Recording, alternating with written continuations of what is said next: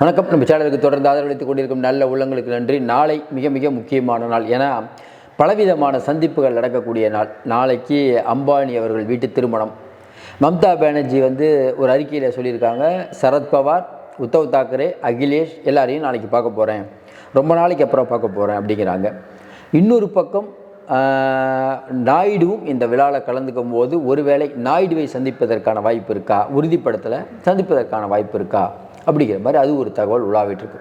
இன்னொன்று, மம்தா பானர்ஜி போகிறது ஏன் முக்கியத்துவம்னா, மம்தா பானர்ஜி அவர்கள் இந்தியா கூட்டணியில் இல்லை, அவங்க பிரச்சனை பண்ணுறாங்கன்னு சொல்லும்போது என்னதான் இருந்தாலும் பல சந்திப்புகள் இன்றைக்கி அரசியலில் பெரிய மாற்றங்களை ஏற்படுத்தியிருக்கு. உங்களுக்கு தெரியும், சோனியா காந்தி அவர்களை ஜெயலலிதா அம்மா சந்தித்தது, நம்ம சுப்பிரமணிய சாமி டீ பார்ட்டின்னு சொல்லி ஜெயலலிதா அம்மாவை கூட்டி போய் வாஜ்பாய் கவர்மெண்ட்டே கவுத்து விட்டது, இப்படி நிறைய சொல்லிட்டு இருக்கலாம். இப்படிப்பட்ட சூழ்நிலையில் சந்திப்பு அப்படிங்கும் போதே எந்த சந்திப்புனாலும் அரசியல் பேசுகிறதை தாண்டி அடுத்து நம்ம என்ன பண்ணலான்னு ஆக்கப்பூர்வமாக பேசுவது இயற்கை. அதற்கு அந்த காலம் நேரம்லாம் சூழ்நிலை சரியாக வரணும்பாங்கள்ல. உங்களுக்கு தெரியும், தமிழ்நாட்டில் பெரிய விஷயம், ராமதாஸ் ஐயா எந்த கூட்டணிக்கு போவார்னு நினச்சிட்டு இருந்தோம். ஜெயலலிதா மட்டும் தான் போய் சேருவார்னு நினச்சோம்.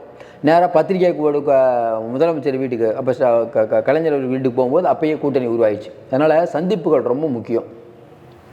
இன்னொன்று, சந்திப்புகளை தாண்டி மம்தா பானர்ஜி தொடர்ந்து ராகுல் காந்தி சொல்லிகிட்டு இருந்தால் கூட மம்தா பானர்ஜி தொடர்ந்து இந்த ஆட்சி வீட்டுக்கு அமைக்கப்படும், மம்தா பானர்ஜி லாலு ரெண்டு பேரும் தொடர்ச்சியாக மோடிக்கு பெரிய குடைச்சல் கொடுக்குறாங்க.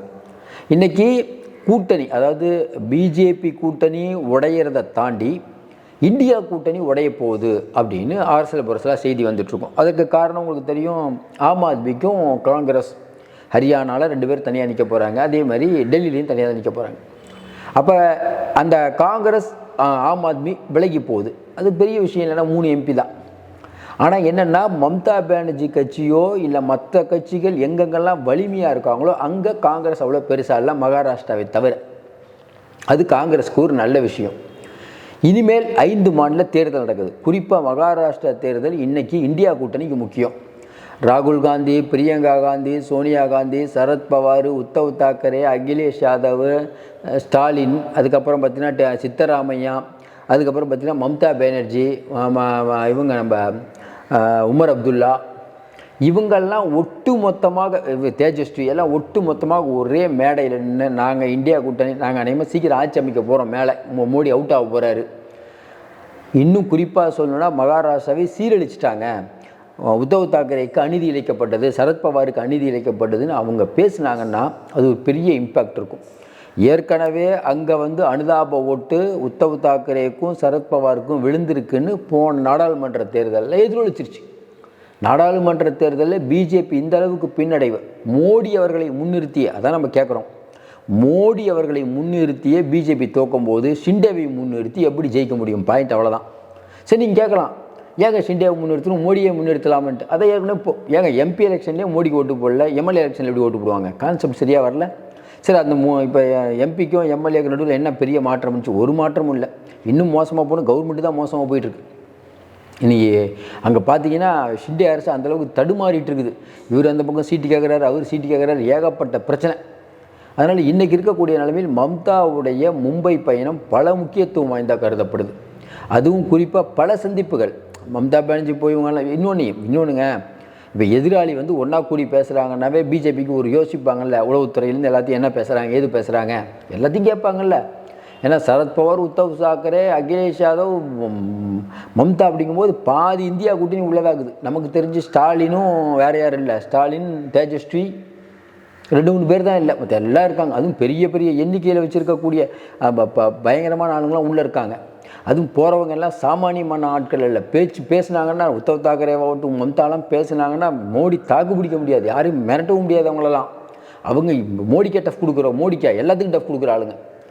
சரி, இது ஒரு பக்கம் போயிட்டு இருக்கும்போது ராகுல் காந்தி இப்போ மணிப்பூர் சம்பந்தமாக ஒரு போட்ட வீடியோ மறுபடியும் பெரும்பாலான மக்கள் மத்தியில் ஒரு பெரிய ஒரு என்னங்க மணிப்பூரில் இன்னுமா அந்த மணிப்பூர் ஏற்கனவே ஒரு விஷயம் இருந்தாலும் தொடர்ச்சியாக அதை ஞாபகப்படுத்துறதுக்கு ஒரு பெரிய தலைவர் வேண்டும், இல்லை ஏதோ ஒரு விஷயம் நடக்கணும், இல்லைன்னா அந்த விஷயத்தை மக்கள் மறந்துடுவாங்க. அப்படி மறக்கக்கூடாதுன்னு மறந்துடுவாங்க. இப்போ உக்ரைன் போர்லேருந்து எல்லாத்துக்குமே. இப்போ ராகுல் காந்தி மணிப்பூர் 3வது தடவை போய் அங்கே இருக்கக்கூடிய நிலைமையை சொல்லும்போது இந்தியாவை தாண்டி வெளி உலகத்தினுடைய அந்த பார்வையும் அதன் மேலே படும். உக்ரைனில் இருக்க மக்களுக்காக கஷ்டப்படுறீங்க, ஹமாஸில் இருக்க மக்களுக்காக கஷ்டப்படுறீங்க, மணிப்பூரில் 2 வருஷம் ஆகுதியா சட்டம் ஒழுங்கு ஒன்றுமே இல்லையே, என்னையா பண்ணிகிட்டு இருக்கீங்கிற கேள்வி சர்வதேச சமூகங்கள் மட்டுமல்லாமல் இந்தியாவிலும் அந்த பிரச்சனை பெருசாக பேசப்படும். இது மோடிக்கு சிக்கல்.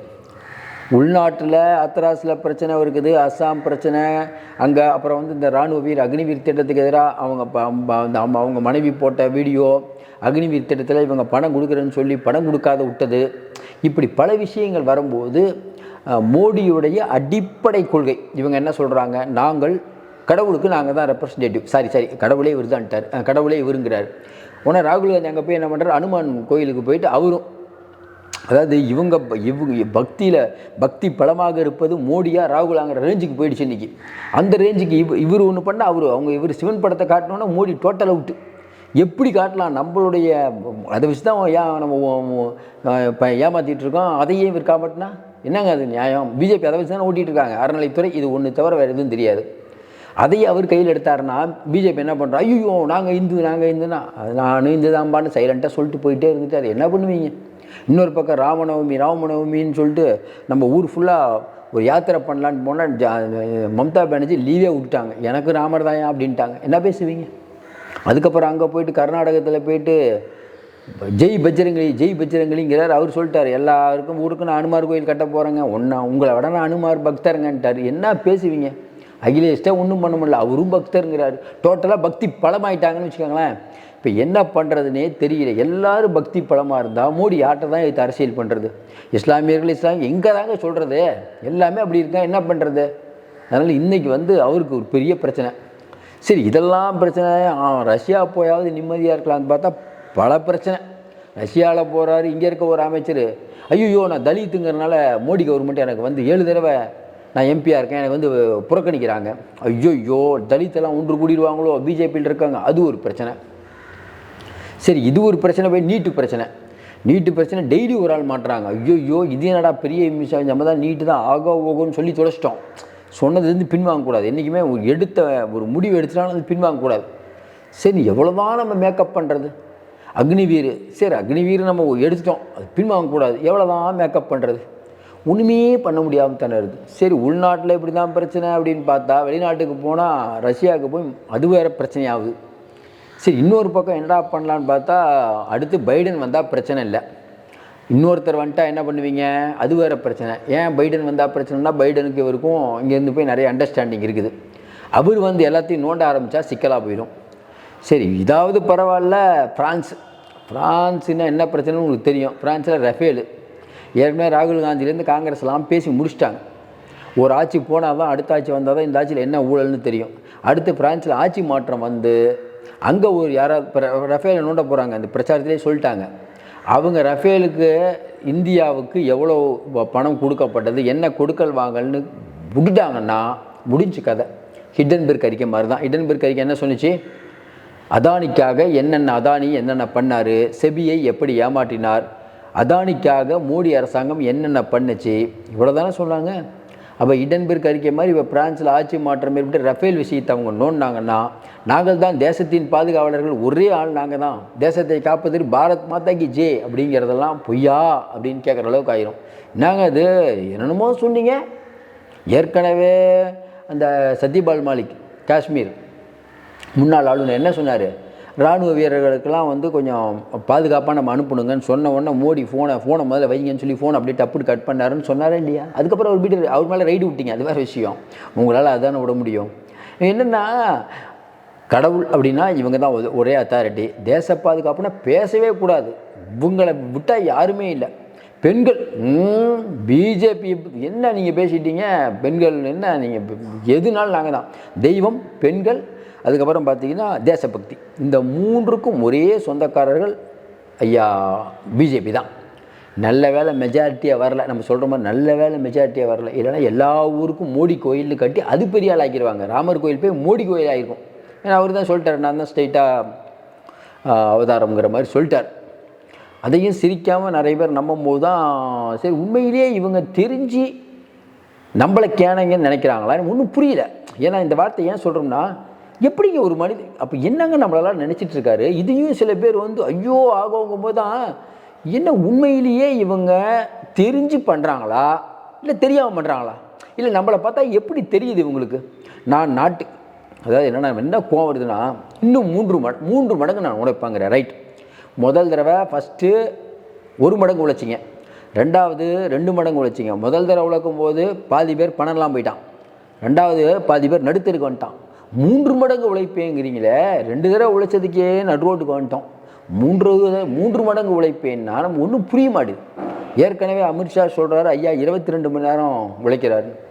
ஏங்க உழைக்கிறீங்க? நம்ம என்ன ஏன்பா யார் பெற்ற பிள்ளையோ எங்களுக்காக ஏன் இவ்வளோ கஷ்டப்படுறீங்க? நீங்கள் அமித்ஷா பாவம், நிம்மதியாக இருங்க, வயசாயிடுச்சு, ஆனாலும் உற்சாகம் குறையவில்லை. அது வேறு சொல்லிகிட்டு இருக்காரு. நமக்கு என்னடா ஒன்றும் புரிய மாட்டேது. வயசானாலும் உற்சாகம் குறையவில்லை, 1000 ஆண்டுகளுக்கு திட்டம் போடுவேன். சரி ரைட், ஒரு காமெடி நிறையா காமெடி அப்பப்போ வருது, இதையும் காமெடியாக நான் பார்த்து கொள்ள வேண்டும். வேறு என்ன சொல்கிறது? பிரான்சில் ஆட்சி மாற்றம் நடக்கவில்லை என்றால் மோடிக்கு நல்லது, அமெரிக்காவில் ஆட்சி மாற்றம் நடக்கவில்லை என்றால் மோடிக்கு நல்லது. ஒருவேளை அம்பானி கல்யாணத்தில் இவர்கள் கூடி பேசுவதே இவருக்கு பெரிய டென்ஷன். இந்த மாதிரி ரொம்ப நேரம் டென்ஷன்னா உடம்பு பிடிக்க நல்லாயிருக்கும். மோடி உடம்பை பார்த்துக்கிறது நல்லது. ஏன்னா நம்ம நாட்டுக்காக நிறைய உதவிகள் பண்ணியிருக்காரு. 1000 இருந்தால் நம்முடைய பிரதமர். பொறுத்திருந்து பார்ப்போம். மீண்டும் சந்திப்போம். நன்றி, வணக்கம்.